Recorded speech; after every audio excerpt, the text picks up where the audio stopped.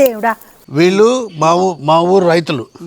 దామోదర్ ప్రధాన్, ఉపేంద్రరావులో మా ఊరు పెద్ద ప్రిస్ట్ కొడుకు, ఇప్పుడు ప్రిస్ట్ శుక్రు ప్రధాన్. ఇప్పుడు ఈ ఊళ్ళో గ్రెయిన్స్ ఎలా స్టోర్ చేస్తారో ఒక స్పెసిఫిక్ ప్యాకేజ్ స్టైల్ ఉంది. దాని పేరు పూడో కూర్చుందినా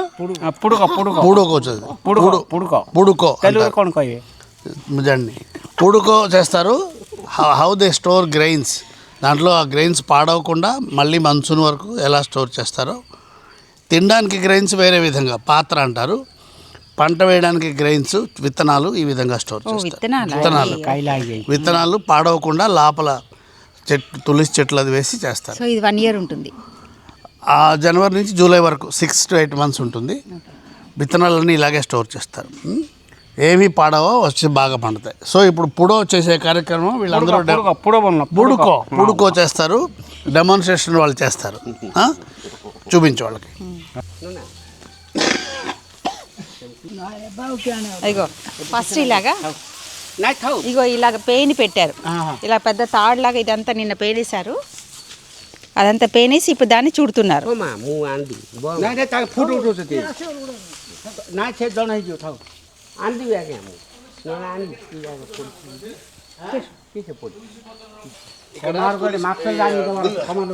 రుద్రజడ అంటారు కదా, తులసి చెట్టు లాగే ఉంటుంది. రుద్రజడ అంటారు. ఆ తాలూకా రెమ్మ దీంట్లో పెడతారు, అంటే పురుగులు పట్టకుండా.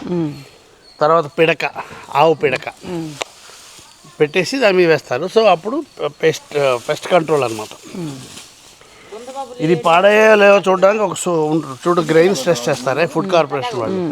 లోపల తీస్తారు, అప్పుడప్పుడు చూస్తారు.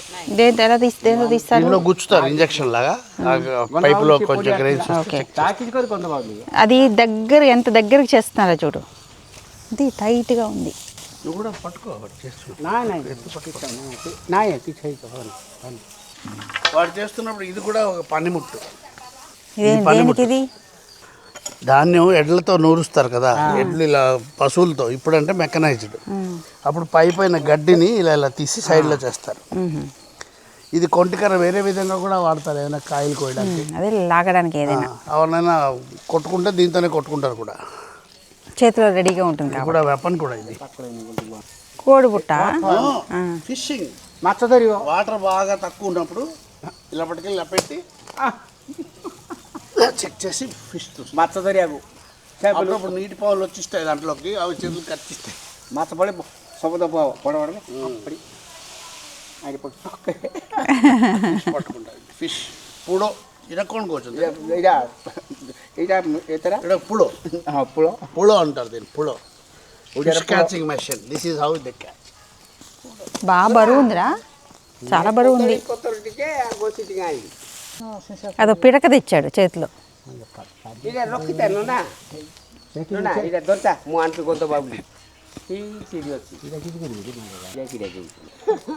ఓ మామూలుగా అయితే వెదురు బుట్ట పెడతారు, ఇప్పుడు వెదురు బుట్ట లేదు కాబట్టి ఇది పెడుతున్నారు.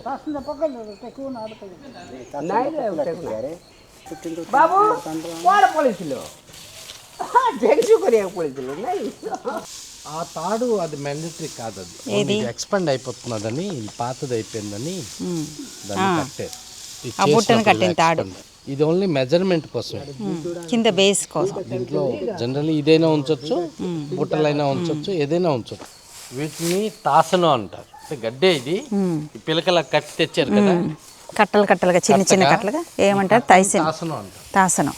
ఇది బోడో అంటారు, తాడుని పెద్ద తాడు. అది పొయ్యిత అంటే ఇది జంజం అంటారు, దాన్ని జంజం అంటారు. ఇది పిట్టిన్ అంటారు. ఇదేమో బాగా సన్నది జంజం. జంజం అంటే పోగులు వేస్తారు. ఎన్ని జంజాలు వేయాలో 16 ఎన్నో వేస్తారు వాళ్ళు. ఇలాగా 16 పొయ్యితాలంటే 16 జంజాలు వేస్తారు. అంటే దానికి ఇలాగ వస్తాయి కదా, అవి 16 రావాలి. బాగా లెక్క ఉందా?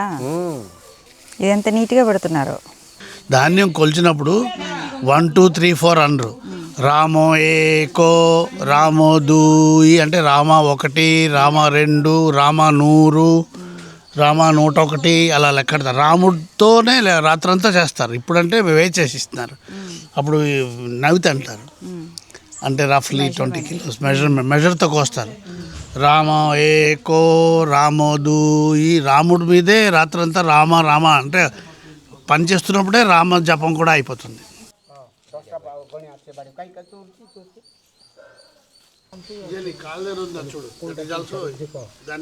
గొనియా అంటారు.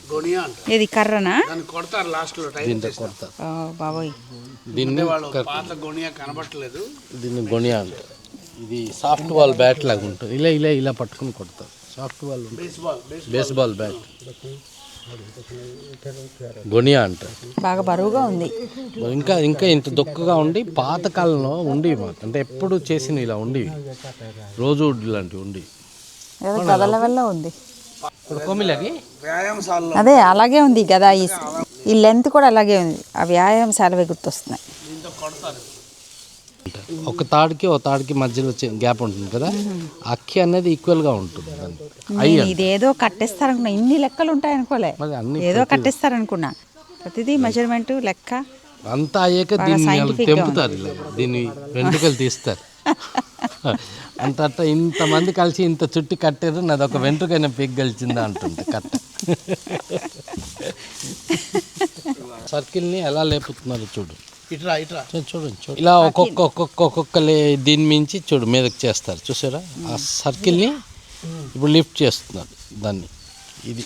ఇదే కరెక్ట్. ఈ ఆర్ట్ ఇదే దీంట్లో అసలైన ఆర్ట్, ఇంపార్టెంట్ స్కిల్. రుద్రజడ తులసి అన్నారు కదా, అదే ఇది. దీన్ని ఆ ధాన్యంలో పెట్టేస్తారనమాట. ఆ తాళ్ళన్ని గట్టిగా చుట్టేసిన తర్వాత ఇందాక పెట్టిన బుట్టని పైకి తీసేస్తారు. ఆ బుట్టకి ఇందాక తాడు కట్టడం వల్ల అవన్నీ కొంచెం పట్టేసి తీయడానికి కొంచెం కష్టమైంది. అదే వెదురు బుట్ట అయితే చాలా ఈజీగా వచ్చేస్తుందంట.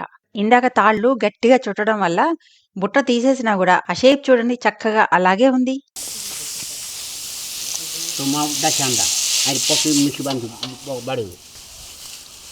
ఇదేమన్నా లెక్క ఉందా పోయడం? ఇన్ని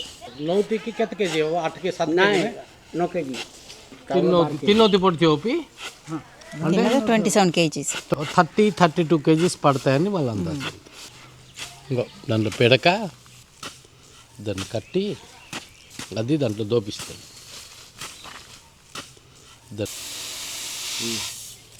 ఇప్పుడు దాన్ని గడ్డి రాకుండా చూడండి, దాన్ని కడతాను ఇలా కొంచెం. దాన్ని ఒక చిన్న దాంతో కడతారు. అంటే గడ్డి మీదకి రాకుండా చిన్నది ఆ గడ్డితోనే ఇటు అటు కొంచెం అడ్జస్ట్ చేసి కట్టిస్తారు. ఇప్పుడు కింద నుంచి టైట్ చేస్తారు. ఈ తాడు పేనే ప్రాసెస్ కూడా చాలా బాగుంది చూడ్డానికి. ఊరికి అలా పట్టుకుని చుట్టేసినట్టుంది, కానీ తాడు మాత్రం చాలా స్ట్రాంగ్ గా తయారైంది. చూసారా, గుండ్రంగా తయారైంది కదా. దీనికి ఇప్పుడు చుట్టూ 16 రౌండ్లు తాడు చుడతారు. వీళ్ళు టైట్ చేసే విధానం కూడా చూడండి ఎలా ఉందో.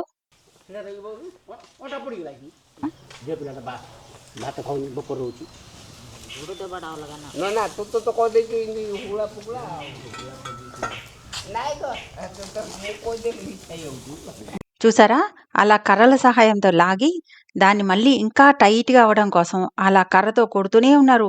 అలా చాలాసేపు కొట్టారు. దాని తర్వాత ఇంకొక సైడు సేమ్ ప్రాసెస్. అలాగే మొత్తం 16 రౌండ్లయింది. దానికి ప్రతిసారి అటు తిరిగి ఇటు తిరిగి దాన్ని కొట్టి కొట్టి కొట్టి బాగా చాలా అంటే చాలా టైట్గా చేశారు. అసలు ఫస్ట్ రౌండ్ కొట్టిన తర్వాత చూస్తే అస్సలు రౌండ్గానే లేదు, బాగా ఓవల్ షేప్ అయిపోయింది. వీళ్ళు సరిగా చేయలేదేమో అనుకున్నాను. కానీ అలాగ ప్రతి రౌండు ప్రతి సైడు కొట్టేసరికి ఫైనల్గా రౌండ్గా చాలా టైట్గా అయిపోయింది.